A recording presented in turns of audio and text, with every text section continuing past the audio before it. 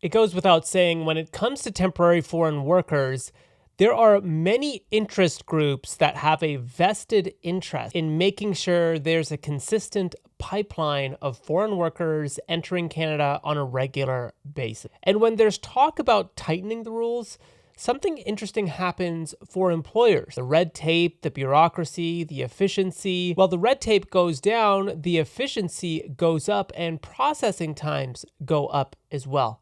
In my last video, I talked about the International Mobility Program, how that removed a lot of the regulations that were over the temporary foreign worker program. Typically, over 70 days total is what it would take under the temporary foreign worker program, whereas with the International Mobility Program, to secure a worker, it takes approximately 2 weeks. So I wanted to follow the money a little bit, look at the organizations that have a vested interest in keeping more and more temporary foreign workers entering Canada. And it's been surprising. Here's something interesting.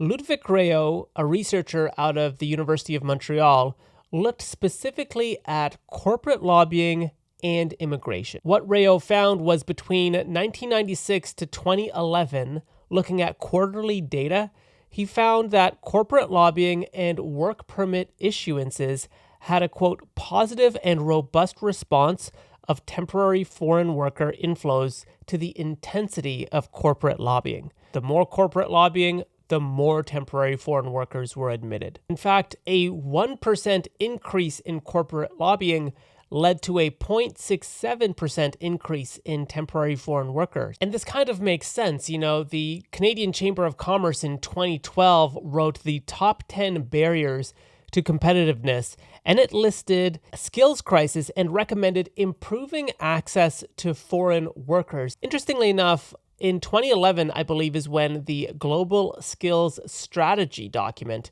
was released by the government, encouraging Canada to be more competitive on the world stage to attract as many international students as possible. Here's something that's also interesting from this research. Rayo looked at public attitudes towards immigration, and what he found was, in the 1990s especially, most Canadians were less favorable of increasing immigration levels, and yet businesses were more in favor of getting temporary foreign workers into Canada. So this is an interesting dilemma, and from my perspective, what I think the government probably did as a concession was, yes, we raised permanent economic immigration levels, but not so much. If you look at it over time, our permanent economic immigration levels have risen steadily. But the temporary foreign worker program, the international mobility program, these fly under the radar. So Canada doesn't raise permanent intake of immigrants at a very high level. They do so at a lower level, but increase the number of temporary foreign workers and those through the International Mobility Program. Rayo's work isn't exactly breakthrough when you consider the players involved. If you look at the Canadian Lobbying Registry, entries from the Canadian Chamber of Commerce, Restaurants Canada, Business Council of Canada, and Colleges and Institutes Canada all say things like they need more labor mobility, streamlined immigration, and modernizing temporary foreign worker programs, basically making it easier for employers to hire workers from around the world faster with fewer checks. In 2024, the Canadian Chamber of Commerce wrote a policy paper and they said, quote, Canada's competitiveness depends on fast, predictable immigration systems that ensure access to global talent. And this is precisely what Rayo talked about. He talked about our lobbying has shifted from long-term nation building to short-term labor market management. Restaurants Canada publicly argues, quote, a predictable immigration pipeline is critical to filling persistent vacancies in hospitality. And the Business Council of Canada says, labor shortages are the single biggest obstacle to growth. Canada must expand temporary labor access.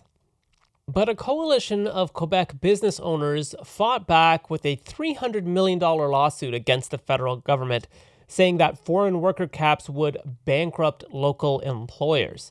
And it's clear that the government is actually shifting our labor market completely, making our country highly dependent on temporary foreign workers and international students. And so we're at this dilemma because I don't believe this has actually been communicated explicitly to Canadians.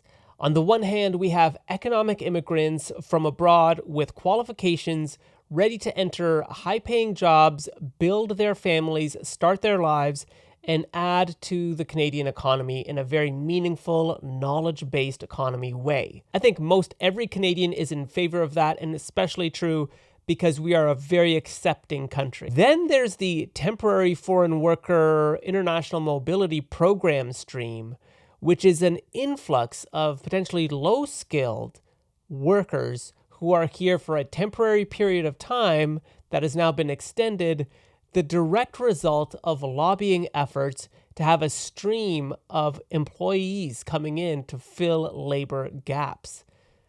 But Canada ultimately will find themselves at this crossroads where Canadians who need those low-wage entry-level positions, young people in particular, will find themselves without work. And we're seeing that right now with youth unemployment at approximately 14.6%. And the bigger question here is if corporate lobbying can have this impact on our immigration, what does that say for who's actually in power? And what about social cohesion and the rippling out that increasing numbers of temporary foreign workers mean? The clustering of immigrants in certain communities, etc. This has large-standing impacts for our society, our social policy as a whole. So who gets to really make the rules on this? Is it the government, the elected officials, or are there lobbyists behind this entire endeavor? Let me know what you think in the comments below. This is very fascinating, and I'm encouraged to see what you have to say. Thanks again. I'll catch you in the next one.